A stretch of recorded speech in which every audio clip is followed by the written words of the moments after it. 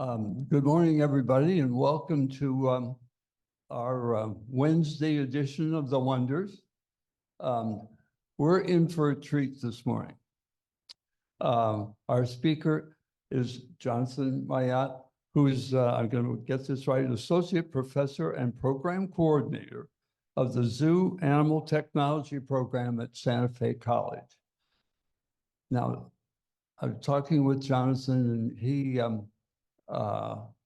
first developed an interest in zoos and working with animals in his undergrad career when you did something with hippopotamus auditory. There's probably a whole story there.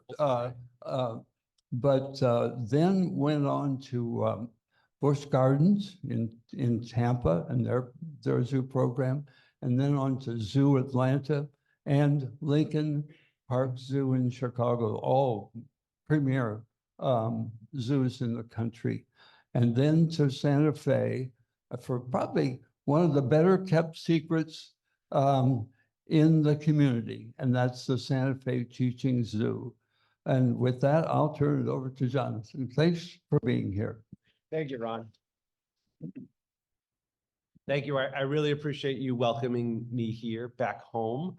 I spoke here, the last time I spoke was about 2014, and I was so impressed with your facility. I went home to my wife and I said, Angie, we were renting in Hale at the time. I said, Angie, I found our home. I found where we're going to be.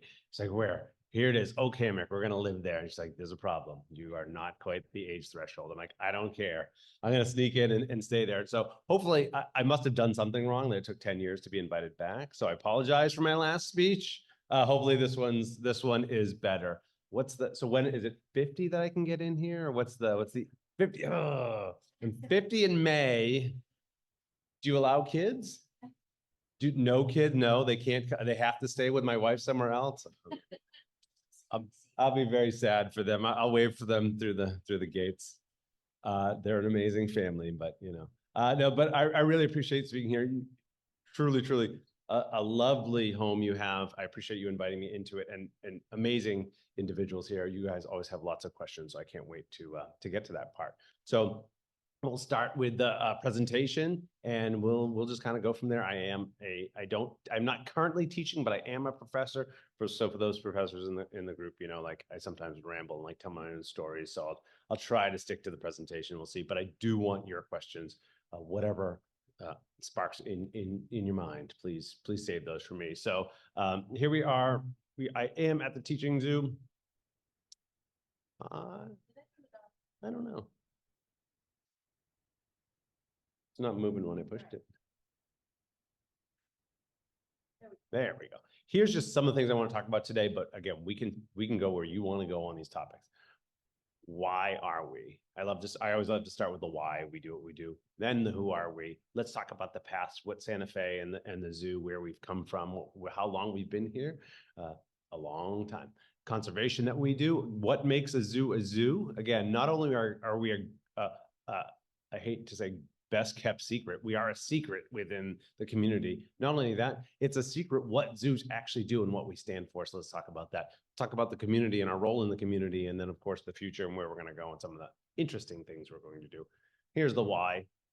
Our vision, our mission. So it's the nurturing all learners. That means you right here are learners, as well as the students who are in the program and the guests who visit us.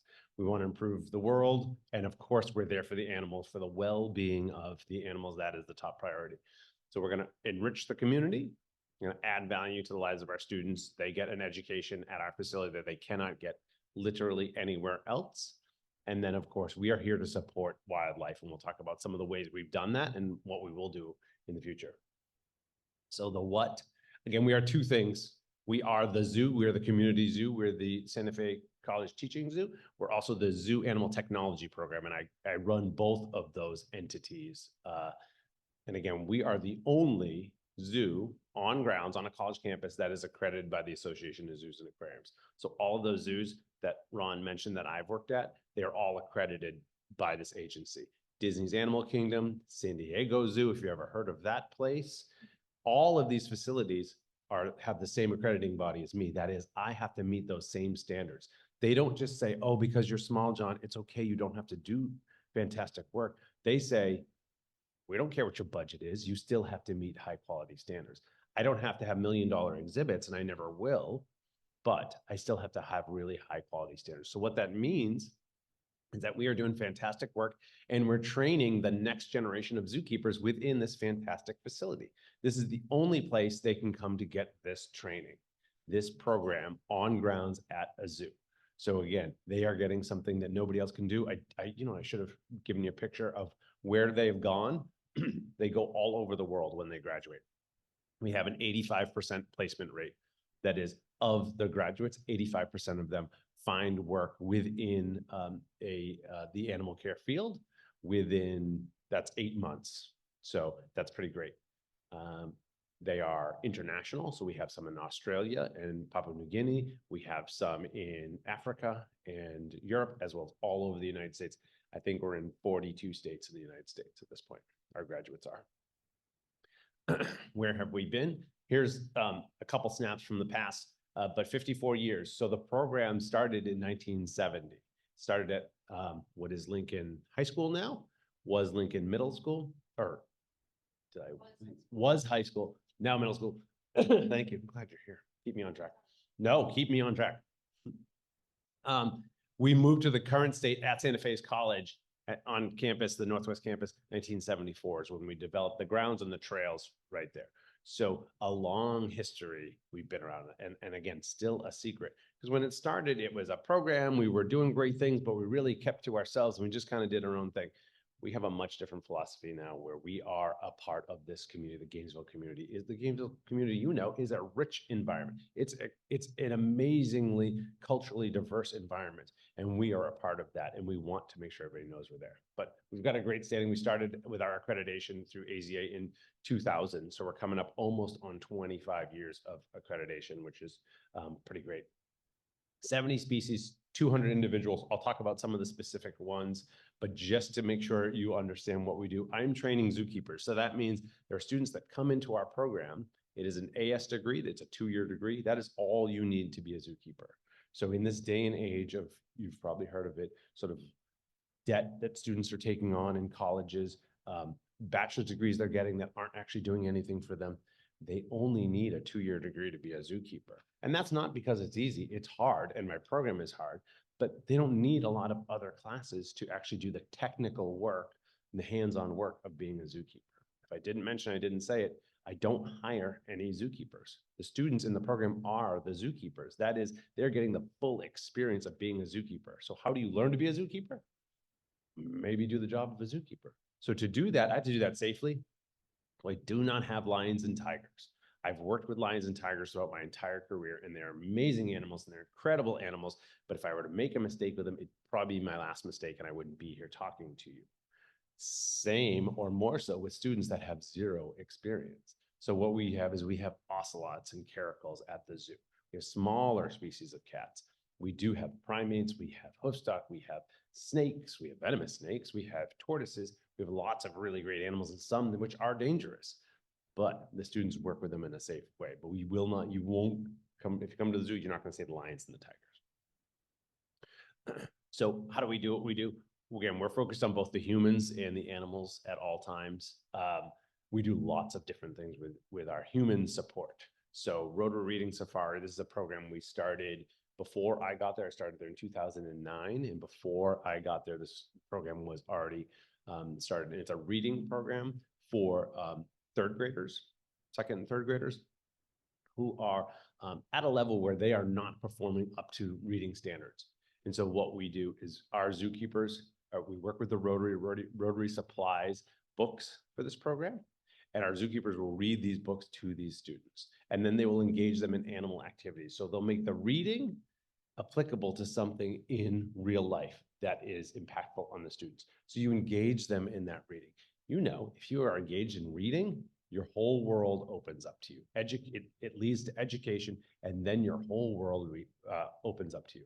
So we learned a long time ago that the way to, and the time to grab students is that age, third grade, probably the latest, second grade, first grade, engage them in love of reading and the love of school, and then they can become successful down the line. We can't go into schools and take a high school student who's not interested in learning and bring them into college. It just will not work. It's too late. So we learned that a long time ago, and that has been a very successful and award-winning program. Culture City certified, and I won't go through every one of these, but just some highlights here. Culture City certified, there are individuals within the community who have different abilities. They process information. And so they may be overstimulated by loud noises, or they may be overstimulated by too much light. So we have these kits that they can check out for free on grounds so that it can help them cope with some of those stimulus. So we have noise canceling headphones, we have fidget toys, lots of different great things. So we can open up our ground to lots of different people with lots of different abilities. So that's what we're doing. This is some of the things. We have tons of discounts. We work with UF. We certainly obviously work with Santa Fe. We have our Boo at the Zoo. If you've heard of the zoo, you might have heard of Boo at the Zoo. That's usually what I found. Oh, I heard about that. You guys pass out candy, and we do, and it's fantastic. And what we actually do on Halloween Day every single year is we are collecting canned goods from the community to give to the local food banks, because food insecurity is a problem within this community, within every community. So we're feeding people, because if you can't eat, it's hard to do much of anything else. So that is the driver for Boo at the Zoo. Is it fun? Absolutely. Is it trick-or-treating for the kids? Absolutely. We have a purpose behind everything we do, and that one is to collect canned goods for the community. Brew at the Zoo is a newish event. If you like beer and you like animals, I don't know why you're not at this event. So we invite all the breweries in town to come in, and one flat fee, and then you get to sample from all the breweries. It's an late afternoon, evening event. We have live music, two different stages of live music, one acoustic in the zoo, one that's not acoustic out front. We have food or food samples, food trucks. We have a blast. There are no kids allowed. You guys have a great theme going on here, and I try to take that. I've gotten a little bit of pushback on them, like, why can't my kids be here? Because we all need some time without kids. Because well, that is June. So that's going to be June this year. I don't have the date. My events manager would be frustrated with me that I didn't bring the date on that, but I can certainly send it out to Ron, and you guys can take a look at that and see what that looks like. We do have limited ticket sales on that, because this is a big step to get the college to allow us to do an event where there was alcohol because of the optics. But it's like, college kids aren't coming to this. This is for professionals, and there's never been a problem. But we do limit the number of tickets, so I'll send that out to you when we have that. On the animal side, $140,000 for conservation. That's give or take within the last 9 years or so, and that number has grown every single year. This year we'll give $30,000 directly to conservation. That means direct to conservation, to animals in the wild, to support them in the wild, because this is what zoos do. I'm going to talk a little bit more about conservation and what that means, but conservation is caring for animals in their wild places. The things we do on grounds are fantastic. The animals I have on grounds are fantastic. They help train zookeepers, they help entertain and educate the public, but that is not conservation. Conservation is when you're saving them in the wild, and that's what we are doing. And right up there, you can see breed and release endangered and extinct species. We are one of the only facilities, we work with other facilities within zoos, that has actually bred and re-released what was extinct species, the Guam rail. So I got a picture of that. We'll talk all about it, and I'll show you those. We house a lot of local non-releasable animals. So if you see our native birds of prey, eagles, the owls, the alligators, they're not birds of prey, but they're local, non-releasable. That's why they're there with us. If they were capable of living in the wild, we would put them back into the wild. That's the point. We don't take from the wild anymore. That's not what we do as a zoo. Again, these are the things that people don't understand.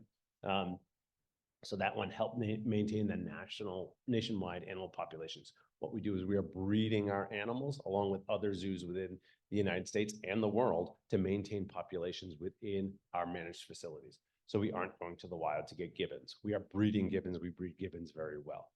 Lemurs, squirrel monkeys, primates. We are breeding them within zoos, so we aren't going into the wild to acquire them. And then we are moving towards more sustainability in all of our operations. Here's the part about the Guam rail. So the Guam rail, you see a picture, looks like a very unassuming brown bird. They stand about this tall. But in the sunlight, when the sunlight catches their feathers, they actually have iridescent feathers, and they're just gorgeous and striking. They're also very vocal. And they're feisty. We actually just did our veterinary exams on them yesterday. The University of Florida, the vet med, the zoo med folks there, they're our veterinarians, so we work with them. And when you do, we have to grab them up and hold them for the vet exam. They are very feisty and they try to bite you and they make a lot of squawking noise. And one got out in the exam room and ran around, and the vets had to try to grab it and they couldn't. So then one of my students grabbed it. And vets do their thing and our students do their thing. And I was like, that's great. So the story behind the Guam rail on the island of Guam, that snake right there in the middle, the brown tree snake, was introduced into the island of Guam accidentally. And it basically had no predators, so it ate all of the Guam eggs because they lay on the ground, and it ate the birds as well. The species essentially went extinct, but right before it did, the government took the last remaining individuals off the island, set up a breeding center in an enclosed area on the island, but sent a bunch of them, the animals, to the United States. We weren't the initial partner, but we got on soon after, and we have bred Guam rails, and we do a fantastic job of breeding them. And those animals are shipped back out to a neighboring island of off Guam that has been removed, that no longer has snakes on it. So repropagating what is an extinct species, that is what zoos can do. That's what we're able to do. The woman down there on the left-hand side, Leanne Blinko, she works at Daisy's Animal Kingdom. She's a graduate of the program. She's on my board of advisors, and she heads up the US side of this project. The woman, I don't have a picture of her, who's on the Guam side, is also a graduate of my program. And so our program is making large impacts internationally for species. A little bit more conservation. Bald eagles, right now, I don't have a breeding pair. I have a one single bald eagle, a female, who again was rescued from the wild, broke her arm, or sorry, her wing, so is non-releasable.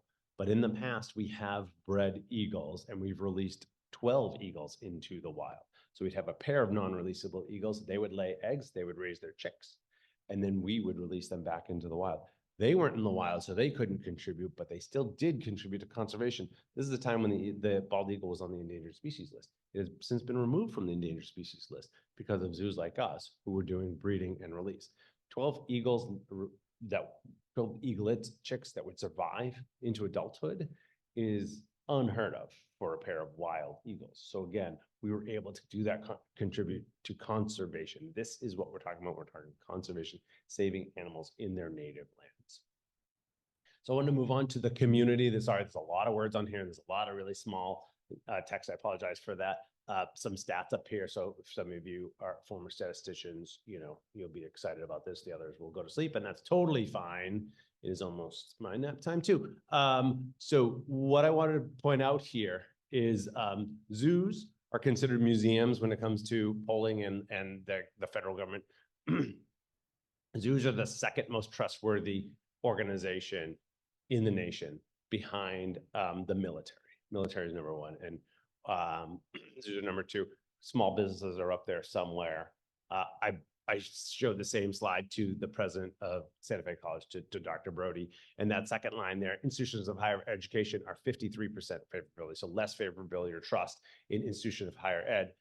But zoos, because they are more trustworthy, I told them, do you know what this means? By having a zoo on grounds at your college, you are eroding the trust that people have in my zoo. I said, it's actually the opposite. I am bringing you the community's trust. And that's part of it. He laughed too, which I appreciated because he was new and I didn't know if I was going to get fired, but I didn't.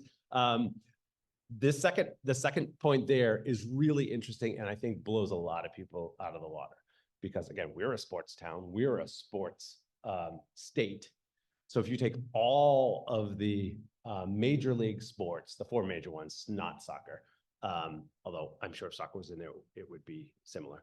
Baseball, football, basketball, hockey, every in-person game from every one of those sports, more people go to zoos than all of those combined. So that is people, the community love zoos. You want to visit zoos. Just pointing out that we are an amazing asset to this community. Again, there's some favorability stuff up there. I won't get into too much of it, but long story short, we have a high favorability rating, zoos do. The most popular sport in the nation is football, and National Football League only has a 44% favorability. So again, Zoos are much more trusted, much more favorable. Number one reason why anybody visits zoos, spend time with their family. They come to spend time. Doesn't matter how often we survey, doesn't matter how often the industry surveys, spend time with family. Second reason, get out in nature. Third reason, then learn or see animals is somewhere in there. And I'm fine with that. I want you to spend time with your family. If I can be a vehicle for you to spend time with your family, not on phones, I will do that every day of the week. I don't have a slide up here about this, but right now, children in middle school, the statistic is they are spending 45 minutes a week outside. 45 minutes in 1 week outside, and that's average. It means that someone's spending less than that. Only takes you 45 minutes or an hour to go through my zoo. So that might be it for the week, but I'll take that if that's where this time's gonna be spent. So one of my messages is get out into nature, come see us. We have an amazing walk-through aviary, a Florida native walk-through aviary. The animals, almost everyone in there, is a Florida species that you can see by just going out into the surrounding areas. So be inspired at the zoo and then take that and then leave and then go out to Cedar Key, go out to the St. Augustine. You're going to see some amazing birds out there. Some of the same ones you saw in my zoo. So we are a tremendous asset to this community. And I'm really excited to be here just to show you where we are now. Again, some people like graphs and data, so I threw some in here for you nerds. We're at about 70,000 visitors right now. In the future, we're looking at projections. I had a consultant come in, strategic planning consultant come in and project around 130,000 visitors into the future. I think it's actually going to be more, but I'm going to go with her data because she's an expert, but we'll see. They helped us develop some of our strategic goals. I'm sharing our strategic goals because you are part of the community. We are part of the community, and I want to make sure we are all working together. So here's what we're going to do. We're going to have 3 large goals at the zoo, and here they are. We're going to become a zoological leader. We are going to become the crown jewel of Santa Fe College, not the hidden gem anymore. And we're going to actively manage our resources. And so those are what I'm pledging to do with the zoo. And again, I want to be involved in the community to make these things happen. Again, more finite. You don't have to read all the text if you don't want to, but I want to make sure you understand that what we are doing is strategic. We are making plans that are well measured and well laid out. And here are some of the strategies. We're going to develop partnerships within Gainesville. Just coming to speak with you is the start of some great partnerships. And we have some incredible partnerships within Gainesville. Big Brothers, Big Sisters, they're working with us. Partnerships for strong families. We have several locations right around the zoo and organizations right around the zoo that we're working with. Campus USA is a big supporter. We're going to continue to grow these partnerships so that we can be stronger and do more of what we do, which is educate and conserve. We're going to work on homeschools. So homeschooling is sort of a large and up and coming niche where we want to support any education at any level, like I talked about with our Roto Reading Safari. So we're going to support homeschoolers. We're going to do some research on how to be more sustainable, how to do things more sustainably. So again, with lots of different strategies. If you want me to give you the whole strategic packet, I am happy to do so.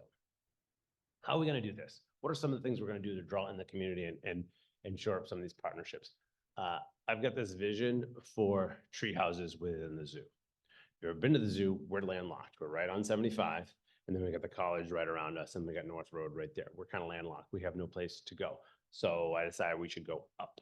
So we're going to start by going up, and I'll show you a little bit where we're going to start. But I want to create some treehouse viewing within the zoo so you see the animals from a different perspective. It's not going to mirror the current trail, so it's not just there's a high trail and a low trail. They're going to go in different directions, so you have different perspectives and different views. There may be some outdoor space for classes or classrooms or education or presentations like this, but it will be a really interesting and unique aspect to our zoo. Some other zoos have some treehouse aspects, but nobody that I found has done this within the zoo and throughout the zoo.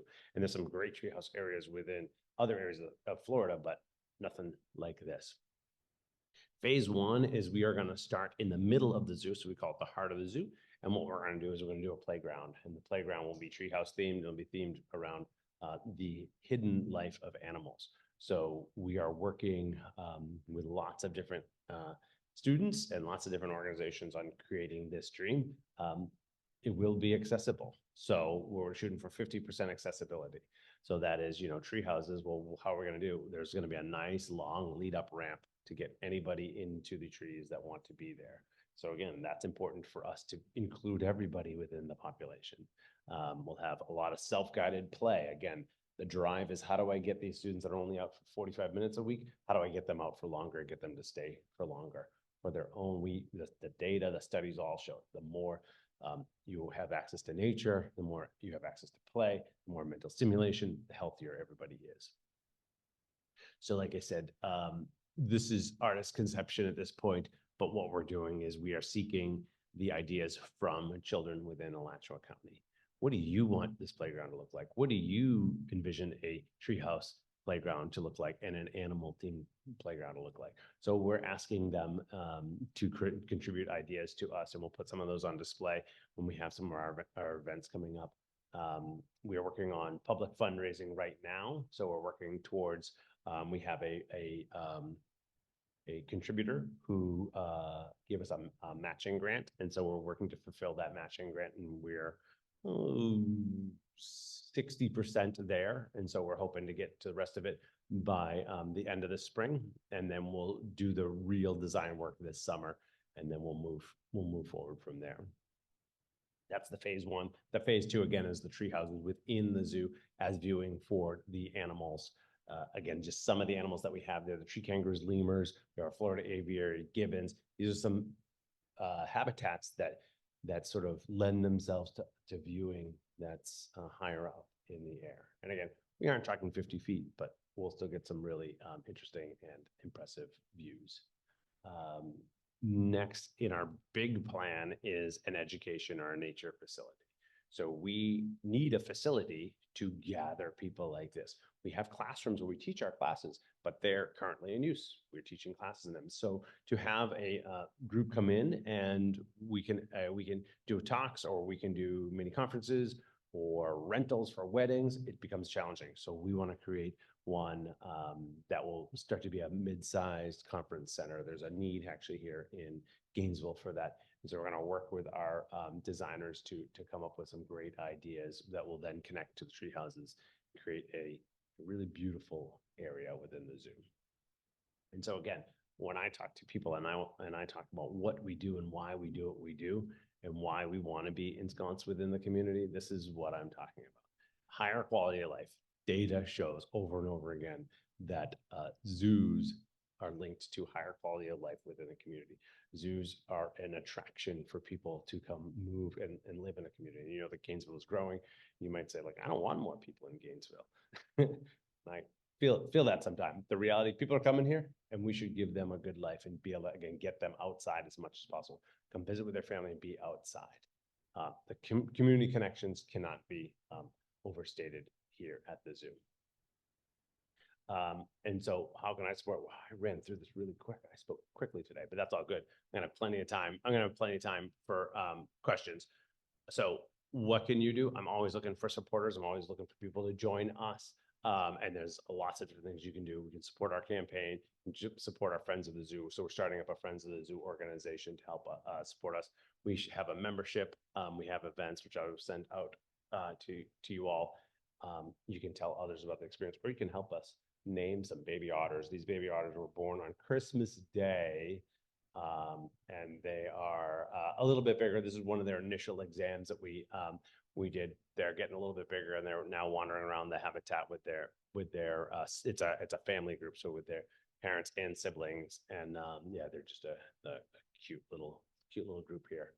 And this is Emma the Ocelot, and she's amazing too. You had 30 minutes. I had 45, and I blew through in 30 minutes. This is you guys have 30 minutes of questions then. Great. Thanks, John. Well, I can keep telling stories too. John, I do have one question for you to start. Where is the zoo located? on the Santa Fe campus. Now, most of us probably go into Santa Fe for concerts and things like that. So we're familiar with that part of the campus. Now, where are you guys? We are, so that there are two entrances to Santa Fe's campus, and we're on the other side. We're on the north side of it. And so if you were to come off 75 at 390, can I go? Oh, yeah. If you come off 75 at exit 390 and you take 91st down, it runs into North Road. You take a left on North Road because you can't go anywhere else. And we are the first parking lot on the right. So we are right at the very northwest side of the campus. The northwest side of the campus. Okay. Now we'll yeah, get to so we questions. have about, I get this question a lot. I don't want to bore you with details, but we have about 8 acres, or we have 10 acres, excuse me, 8 acres developed. Like I said, that we have a 230 or so species, individuals, 70 species, and a good variety of animals. What would it take to complete what you've outlined here? The playground, elevated playground, the treehouse viewing stations, the conference center, everything you showed us. What would it take to do that? I'm estimating, this is back of the envelope estimate for the playground, I think will be somewhere about $250,000. The tree houses are actually not that expensive, although I have to work with an engineer because when I got my information from other facilities, they used wood products. So you actually are you're adjacent to trees, but you're not actually using the trees because if there's any arborists in here, tying into a tree can be challenging given that we're in Florida and there's hurricanes and stuff like that. So the estimates I got were wood. Some of the facilities people I've talked to don't recommend that. So it may be more expensive, but I was planning about really for 8 tree houses. Some of the estimates were only about $800,000 to $1 million total for that whole project. So that's actually very accessible. The conference center will be the largest price there. And that's about $8 million they're giving me back of the envelope. So it's going to take a push. But what we've done and what we are doing is we have support from the college. We have, I didn't show you revenue size, but we do take in revenue. So we have charge admission, we have a gift shop, we take in revenue. The revenue helps support the program itself. And then we still have overage afterwards. So we are generating our own revenue to support some of these, but it's going to be we're going to work towards getting some community help on some of this stuff. Another question here. 2 questions. They're sort of related. The Yeah. first one is, what areas are your student zookeepers trained in? And secondly, do you involve them in the future planning aspects? Ooh, really good question. So what areas they trained in? So they are trained in all aspects of animal husbandry, which means the care and the feeding. So that means, again, I usually compare it to a veterinarian. A veterinarian takes care of the animals when they're sick or when they have health issues. The zookeeper takes care of them on a normal daily basis when they're healthy and they're in their habitat. So they have to take care of the animal, feed, clean, water. They have to provide mental and physical stimulation. So we call it enrichment. So they have to change things within their habitats. They need to keep track of the habitat and to some extent design habitats and maintain habitats. So there's some tool usage, carpentry, a little bit of light plumbing. So there's lots of different things that the zookeepers need to do. They need to understand electronic record keeping systems. So again, we are managing these animals with other zoos around the country. That's all done on an electronic record keeping system. It's actually done by, we are pairing animals. We didn't get into this when we breed animals. We are pairing them based on their genetics and the genetic outcomes of breeding them and what that would look like for the population. So how do we maintain the genetics for the long period of time? It's really amazing things. I one time did this for, I was what's called the population manager for the zebra. So all the zebra within zoos. I had 287 zebra that I needed to manage and needed to figure out how do we pair them together to create a stable population. It's a good number to start with. And how do we create them so they're stable? And when we breed them, we continue to maintain the genetics. So we teach the students how to do that, not specifics on a daily basis, but how to overall do that management. Lots of different things they need to do. I apologize, your second question.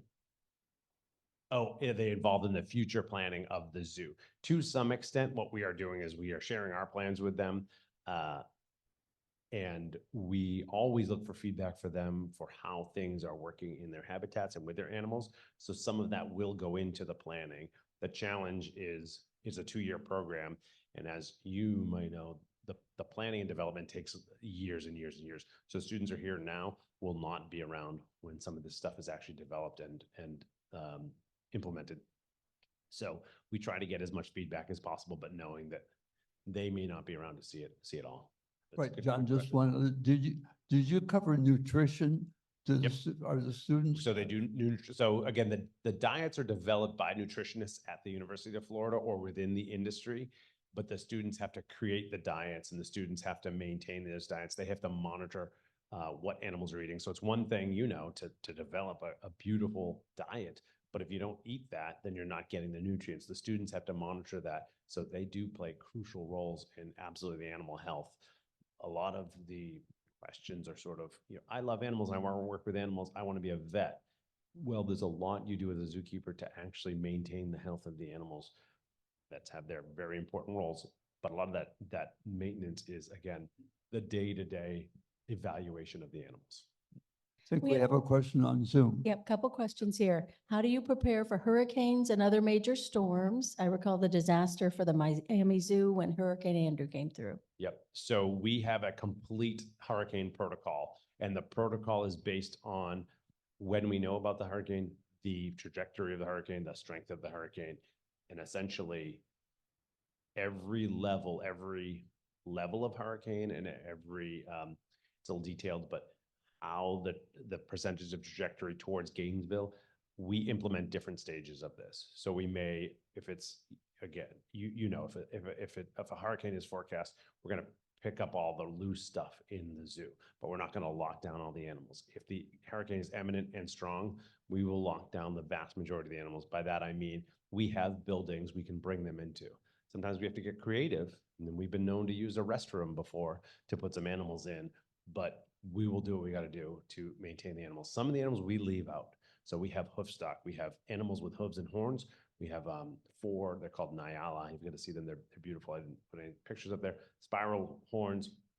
They stand around this tall. They're about 200 pounds at this point, 180. And we're going to leave them out. There's no safe place for them to lock them into. They're going to be safer out in their habitat. If they feel stressed, they're going to run around, but still be safe. So we have to make those calculations of who we bring in and who we do not bring in. Alligators are going to stay out. We have a male alligator that's almost 12 feet long. He's going to stay out in the pond. He's going to be perfectly fine. If the fence breaks, that's on us to figure that out and to find him afterwards. But we do have an entire protocol on how to prepare for hurricanes. The animals will be safe. Don't you worry. If you want to hang out at the zoo with them during a hurricane, let me know. Yes. How much does a beginning zookeeper make? What kind of money? Not enough. And you said you were going to talk about where your students end up. We just went to the San Diego Zoo for spring break and Got some it there. was wonderful. I've got a handful there that are working with really unique species. So we have tree kangaroos here that I mentioned. Tree kangaroos are very unique species. They're kangaroos, but they live in the trees. Again, we have students that are supporting this program in the wild to support them in the wild and in zoos. So the breeding of all the tree kangaroos within zoos, we have students that are maintaining that program. I have students in San Diego that are working with the tree kangaroos there, if you had a chance to see them. So they are everywhere. I apologize, I didn't bring my slide that has them marked on a map. They are 42 states internationally. They're all over the place. In England, France. We have some in we have some in Asia, but not too many in Asia. Mostly in the European Union. How much do they make? Not enough. And so this is unfortunately one of those situations where it really is a sort of a compassion tax, we call it. So this is something they love to do, and they do it out of the goodness of their heart and because they are driven by animals and care and wanting the better things for animals in the world. And because of that, zoos really just aren't valuing them and paying them enough. And I Sounds like understand teaching. a lot like teaching. It's teaching. Is a lot of zoos are nonprofit, so that means again they don't have quite the money that they could or should. But some of them are not nonprofit. You know, some of them do make quite a profit, and the zookeepers just aren't paid very well. So how much? Probably still 20s, high 20s to start. It depends on the region, depends on location. Could be 30s. There was pushback during COVID and after COVID because they were essential workers, so they all worked through COVID.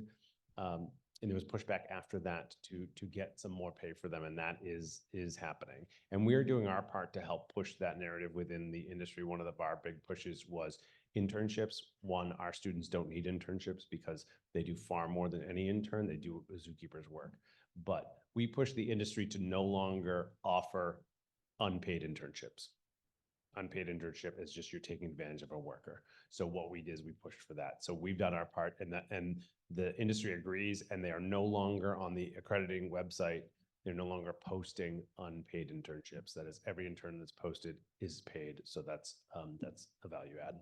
Yes, how many applicants do you have every year and what is the cost of tuition? Oh, good question. So applicants, we got about 110, 120 applicants. We have 60 spots, but we're generally able to fill all those 60 spots because we usually offer 85 spots, and then some students can't make it or something changes. But we have quite a few students that move from out of state. We have 40% of our students are out of state. And so if they aren't able to do that, then we get them not necessarily coming in, but we have about 60 to start. Tuition in-state is extremely reasonable. $10,000 for tuition and fees. That doesn't include housing because Santa Fe doesn't have dormitories, but $10,000 total for the entire program. That's not per year. That's total. It is more expensive for out of state. Out of state tuition. This is state. This is the state requires this of us. It's almost triple. It's about 28,000 for out of state tuition. So again, that's still total for the program, and these are the 10,000 is very accessible for a degree where you can go immediately into work. Again, we get 85% placement rate is paid positions. So they're getting into a paid position quite readily. What kind of advertising do you do to increase the number of attendees at the zoo? We've got so many people coming into Gainesville, and I know I'm going to bring somebody when they come here. Not enough. So again, from a budgetary perspective, we are a department within the college. So the college has to advertise for all of the programs and activities on college grounds. And up until recently, again, we've always had revenue, but I was able to cover just the operating costs. I now have enough to do more of the marketing. And so one of the things we've done for several years is we've worked with the Visit Gainesville, the Tourism Development Corporation here in town, and they have marketing grants, and we've used their marketing grants to then help do marketing. So a lot of the marketing at this point is online. It's sort of like Facebook ads or social media ads. We found that the traditional ads haven't worked too well, although we are going to do a little bit more radio advertising for the events. And we do most of our marketing event-based marketing. That is, here's an event coming up, but agree, we need to do more. Question on Zoom? Best day and time to visit the zoo. Ooh, depends on what you want. I think we need a If- field trip for sure. Yeah, if you want quieter times, certainly during the week. So we are open every day. That is, I say the week, and sometimes people think that's just the weekdays. It's weekend as well. We're only closed 3 days a year. So that's it. We're closed. Sorry, 4. We just added a 4th one. Christmas Eve, Christmas Day, Thanksgiving Day, only days we're closed. Plus 1 day we do now, the college does professional development day, and we are closed on that day. That is actually not this Friday, but a week from Friday we are closed. It's random, I know, but The president believes in professional development for every staff member, and so we close so that we get more of our staff members attend. So that being said, weekdays are best. Earlier in the day is much better. So if you can get going early and get there at 9 o'clock, you can see a lot of active animals. The zookeepers are out there feeding them. The zookeepers are out there interacting with them. So you see a lot of active animals. Obviously, as the weather warms up, it's cooler, so it's nicer for everybody. The tricky part is sometimes we do have school groups, and so they can be quite active and busy, but they're usually not there right at 9. So that's why I say 9 o'clock is a great time to go. We have memberships that we offer to the public, and on some days we offer members to get in even earlier, like at 8:30 in the morning, so that it's even cooler and you see a little bit more of the action. So, and then sometimes we do later evenings for the members. Those are nicer in the spring, but not as much in the fall. And we have member days. We have specific events for members. We have an amazing event we call Eat, Pray, Grub. And what we do is we feed all of the animals that you normally wouldn't see eat during the day, like the carnivores or the cats or the snakes. And we feed them, and you can see it because people do love that. Some people are squeamish about it, but the members tend to really love that. It's actually an event that we charge only because it sells out. And when we weren't charging, people weren't getting a chance to see it. So we do charge a little bit for members to do it, but it's a great event, and I'll have to check on the dates on that. I'll send you a lot of information. The program's a two-year program. Yep. A 2-year program, associate of science degree. And how many other programs are there in the country? How many other programs are there in the country? There are about 6 to 8 other programs. None of them have their own accredited zoo on grounds. So what they would do is they use somebody else's zoo, so their students act as interns at another zoo. Some of these people that run these programs, my friends, we communicate, we collaborate, we're all trying to do the best thing possible for the industry and train well-educated zookeepers. But the reality is that those students are not getting the experience that our students are. And you gotta follow.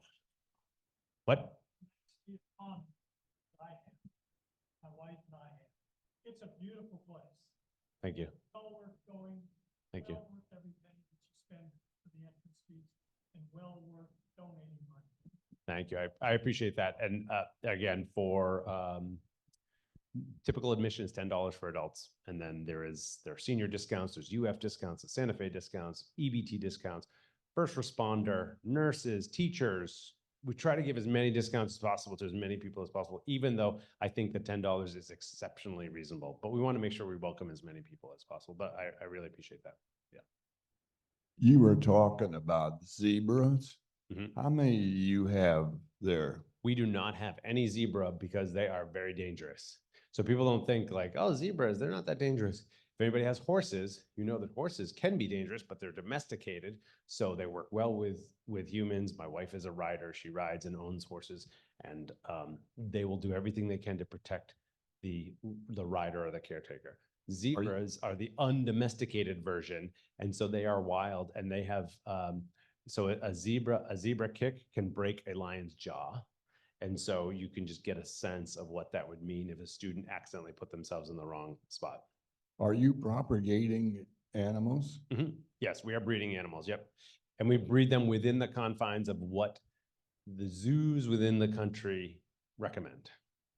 I thought it was against the law to propagate wild animals. No, we are an exhibitor, so we are allowed to breed them. So yeah, even technically as a private citizen, you can, if you don't own too many of them, you can. I know, not that great. They're passing some new laws about what you can own, and that's actually impacting us as well. So iguana, we used to have iguana. It's a great teaching tool. They're feisty lizards, and they're big lizards. So it's actually easier to handle them because they're bigger and easier to, you have to worry about like hurting them. We can't actually get iguana now because they're an invasive species and Florida won't allow it. To some extent, I want to protect the wildlife. And so to some extent, I'm fine with it. It just is accredited facilities like us. You don't have to worry about our iguanas getting out. Somebody with an iguana as a pet with a, 5-year-old or a 10-year-old. I've got a 10-year-old and a 7-year-old, and I don't trust them with iguanas. I mean, bless their hearts, but they can keep their socks organized, let alone a living animal. So, so anyways, I understand the rules and the laws, but technically, so we are licensed, we can breed, we can ship over seas and over the border. Private citizens to some extent can breed as well. Is there a way for you to measure the success of the 12 bald eagle fledglings that you released into the wild? That's a great question. This was a bit ago. When I got to the zoo in 2009, I believe they laid eggs, but they were infertile, so they were already done laying. So this was, they started in 86, they got there. So this was 86 through 2000, let's say 7 was their last breed. So certainly in the 80s, early 90s, tracking wasn't great. They probably could have done more tracking later on, but it wasn't as important because they were already moving in a great direction. So the impact, you would have had to put tracking devices on the eaglets, use radio telemetry to see where they go and where they pair up, and it would have been a little extensive. So they didn't do that with eagles. They did that. We were not involved with the California Condor project, but that's what they did with California condors, where zoos again released, and now as a first species that was released back into the wild after being considered extinct, guam rails being the second one, and we were involved in that. So the condors, they did that, but it's a great point that we are doing more and more to track the efforts that we are making. So for instance, I didn't talk about the most endangered bird in the United States, eastern grasshopper sparrow, little tiny sparrow. Their facility in North Florida, White Oak Conservation, was breeding this species. The problem is they had more males than they had females, and the males will compete with each other instead of breeding with females. There's too many males, they'll just compete with each other and not pay attention to the females. So what they need to do is they needed those birds out of there. So I was at a meeting with all the Florida zoos, and they stood up and said, we need help. We need people to take these birds so we can continue breeding them. And we are propagating and releasing the species into the wild. I'm at the table with Disney, with Miami, with Tampa, Lowry Park, all the big Jacksonville Zoo, all the big zoos in Florida. And everyone just sits there and looking at each other. And I stand up and say, we'll do it. We will take them. We will build a habitat and take them, because that's what you do for conservation. I'm the smallest zoo in the state. I'm the smallest zoo almost in the entire country. And I'm going to do it. So we did. We built a habitat. Students built a habitat. We took just males. We weren't breeding here. We took just males. They did their songs to each other, hung out. At some point, they were released into the wild. So we helped house and release the most endangered bird in the United States into the wild. Meanwhile, that facility, White Oak, could breed and propagate more of these birds.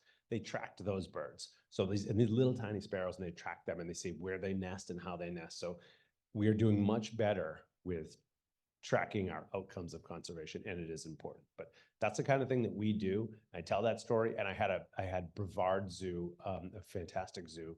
They came up to me a year later and said, hey, we appreciate that you stepped up and you really made us think about what we're doing and why we're doing it, and we're going to step up too. And it's a good story for my students too. Just because you're small doesn't mean you can't contribute. Any other questions? Anything on Zoom, Julian? Ooh, 5 minutes left. 5 minutes left. Well, Excellent. This is, I really love the questions. I liked my presentation, but I like the questions because I like getting what you want out of this. So actually, I'm glad that we ended up with having a lot more time for questions. Well, thanks a lot, John. This has been a great morning. Thank you. I appreciate it. You're always a welcoming crowd, and I really do love it here. And if you see me hiding in the bushes somewhere on your grounds, please don't kick me out. Just let me live. Just let me live here. Okay, folks, thank you. See you here next week.